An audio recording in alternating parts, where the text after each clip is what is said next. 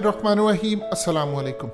इस वक्त पाकिस्तान में फैसला कुन घड़ी आ चुकी है, ख़ास तौर पर फ्रांस के सफ़ीर को, फ्रांस के एम्बेसडर को निकालने के हवाले से। सूरत हाल ये पैदा हुई कि इमरान खान ने असल में एक तो आकर जब उन्होंने कौम से खिताब किया और उन्होंने बताया वही बातें जो हकीकत भी आपको बता चुका था कि किस तरह यूरोपीय यूनियन की ट्रेड मुतासिर हो सकती है, कौन कौन बैन लगा सकता है, क्या कुछ हो सकता है, ये तमाम चीज़ें आपने सुनी।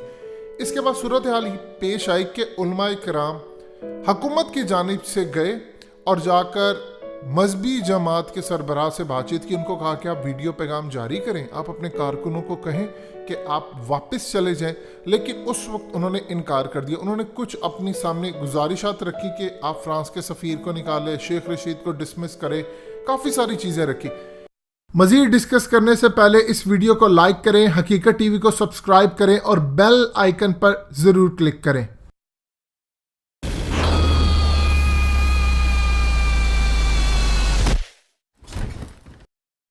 अब जब देखा हुकूमत ने कि मामला नहीं ठीक हो रहे, तो फाइनल फैसला ये किया गया, जो असल में पहले भी यही फैसला था, कि अब पार्लियामेंट के अंदर एक रेजोल्यूशन रखी जाएगी। शेख रशीद ने आकर अनाउंस किया और पूरी दुनिया को बताया कि हम पार्लियामेंट के अंदर अब रेजोल्यूशन रखने जा रहे हैं। यहाँ पर शुरू होने जा रहा है असल खेल। ये चीज़ आप जहन में रखिएगा। अब सूरत हाल ये पैदा होगी कि आप पार्लियामेंट के अंदर एक करारदाद पेश करेंगे और उस करारदाद को या तो आप अप्रूव करवाएंगे या आप रिजेक्ट करवाएंगे। अब इसकी दो सूरत हाल पैदा होने जा रही है। बड़ी फैसला कुन मोड़ आ चुका है।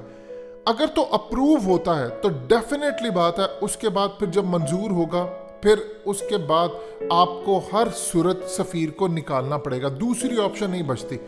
सेकंड ऑप्शन ये है कि अगर ये मंजूर नहीं होती तो सबसे ज़्यादा जो ख़ास तौर पर इसकी मुखालफत के अंदर वोट देंगे वो ज़ेरे आताब आएंगे लोग के किन किन लोगों ने इसके खिलाफ वोट दिया, पार्लियामेंट रबर स्टैम्प बन गई है, ये वो काफ़ी सारे इस तरह के कॉन्सिक्वेंसेस आते हैं। अब लट से अगर आपने मंजूर कर ली और आप किसी वजह से फ्रांस के सफ़ीर को निकालते हैं, एक तो एहतजाज आपने किया पूरी दुनिया के सामने। इमरान खान ने कहा कि मैं पूरी दुनिया को इकट्ठा करने जा रहा हूँ और बातचीत करने जा रहा हूँ।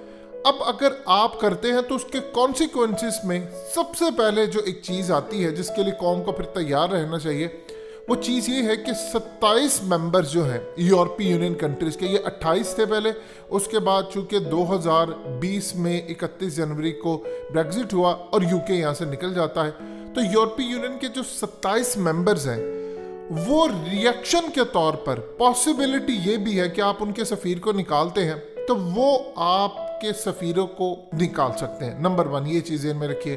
फिर उसके बाद सूरत हाल ये पैदा हो सकती है कि आपकी ट्रेड को वो कैंसिल कर सकते हैं और इस तरह सबसे ज़्यादा आपको फिर फैटफ के अंदर भी कुछ चीज़ें सामने आएंगी कि फैटफ के अंदर जो पॉइंट्स हैं ख़ास तौर पर इंडिया उनको रेज करना चाहता है और इंटरनेशनल लेवल के ऊपर एक काफ़ी सारा एक माहौल पैदा हो जाएगा। अब इस पूरी सूरत हाल के अंदर आकर आपको देखना चाहिए कि मामला क्या है, इसके कॉन्सिक्वेंसेस कहाँ तक जा सकते हैं और इसका एक तो रिएक्शन आपको नज़र आएगा कि कम से कम पूरी दुनिया में एक आवाज़ आती है कि आप नबी पाक सल्लल्लाहु अलैहि वसल्लम की शान में जो गुस्ताखी करते हैं उसका रिएक्शन पूरी दुनिया में आएगा।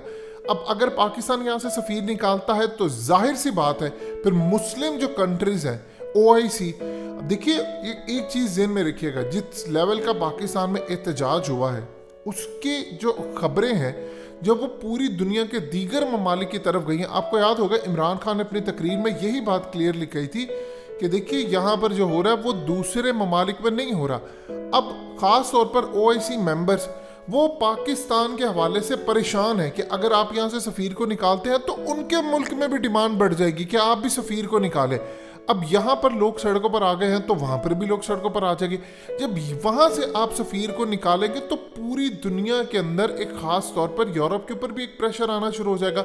लेकिन उसके नतीजे में अभी तो सिर्फ रिएक्शन ही, अभी तो एक्शन होगा। रिएक्शन अगर आता है तो उसके नतीजे में OIC या दूसरे ममालिक उनके ऊपर भी जाहिर सी बात है पाबंदियाँ, फ्लाइट बैन लग सकता है। और एक चीज़ भी हो सकती है जो जहन में रखिएगा, अभी तो आपने देखा कि फ्रांस के जो सफ़ीर थे उनके मामला सामने, फ्रांस ने अपने शहरियों को पाकिस्तान से निकल जाने का हुक्म दिया। उनके शहरियों ने कमाल ज़बरदस्त बात की। उन्होंने कहा कि पाकिस्तान के हालात इतने बेहतर हैं कि हमें मीडिया के ऊपर जो चीजें नजर आती थी वो बिल्कुल भी नहीं है। आप जानते हैं कि पाकिस्तान के बारे में ऐसी सूरत हाल बताई गई कि आप यहाँ पर कदम रखेंगे तो आपकी जिंदगी बर्बाद हो जाएगी। उन्होंने कहा कि हम यहाँ पर रह रहे हैं, हमने यहाँ से निकलने से इनकार कर दिया। फ्रांस के अंदर जब ये खबर गई, पूरी यूरोपीय यूनियन में खबर गई, तो पाकिस्तान का एक इमेज निकल कर सामने आया कि देखिए उनके शहरी कह रहे हैं, ना तो कोई आम शख्स कह रहा है ना पाकिस्तानी कह रहे हैं, उनके शहरियों ने कहा कि हमने यहाँ से नहीं निकलना। अब ये सूरत हाल अगर पैदा होती है कि आप उनके सफ़ीर को निकालते हैं तो फिर चांसेस ये बनते हैं कि वो आपके शहरियों को भी निकालने के अहकामात जारी करे। देखिए 2 तरह के वहाँ पर पाकिस्तान के शहरी हैं, ये चीज़ ध्यान में रखिएगा। एक तो ख़ास तौर पर नेशनैलिटी होल्डर्स हैं, आप उनको नहीं निकाल सकते। यूरोप का जो कानून है, चाहे आपने डुअल नेशनैलिटी रखी है या आपने कोई भी काम किया, एक कुछ हैं जो ख़ास तौर पर वहाँ रहते हैं, काम करते हैं, अभी उनके पास नेशनैलिटी नहीं है लेकिन वो वहाँ पर काम करते हैं। इस पूरी सूरत हाल के अंदर बहुत सारे पाकिस्तानी इस वक्त फ्रांस के अंदर डिफरेंट प्रोजेक्ट्स के ऊपर काम कर रहे हैं, उनको भी निकाला जा सकता है। और अगर फ्रांस की जानिब से निकलता है तो फिर यूरोपीय यूनियन के जो बाकी ममालिक हैं वो भी निकालने के लिए पाकिस्तान के शहरियों को तैयार होंगे। इंडिया इसमें खेल क्या करेगा?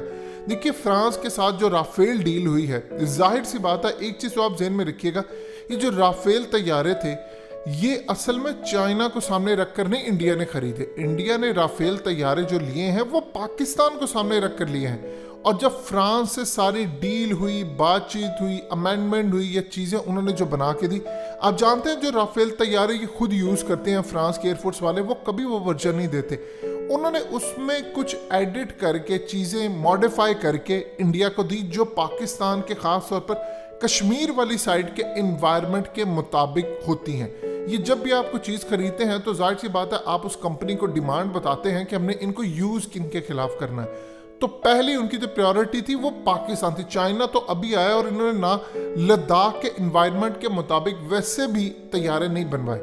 लिहाजा इस सूरत हाल के अंदर फ्रांस ऑलरेडी पाकिस्तान के खिलाफ है, ये चीज़ आपको जहन में रखना पड़ेगी।